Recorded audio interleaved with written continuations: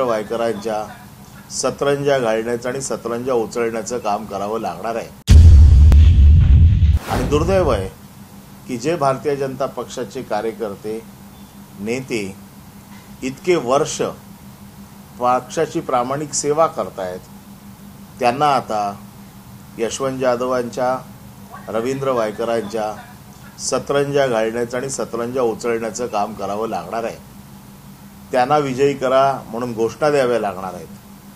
त्यांच्या पाठीमागे झेंडे फलक मिरवत नाचवत फिरावं लागणार आहे।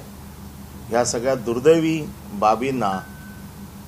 बाबी या भारतीय जनता पक्षाच्या नेतृत्वाला मान्य आहेत का, हा प्रश्न मी आज आपल्या माध्यमातून त्यांना विचारतोय। देश विदेशातील प्रत्येक घडामोडींचे लाईव्ह अपडेट मिळवण्यासाठी आता साम टीव्हीच्या सर्व सोशल मीडिया प्लॅटफॉर्मला लाईक, फॉलो आणि सबस्क्राईब करा। तसंच सर्व नोटिफिकेशनसाठी बेल आयकॉन प्रेस करायला विसरू नका।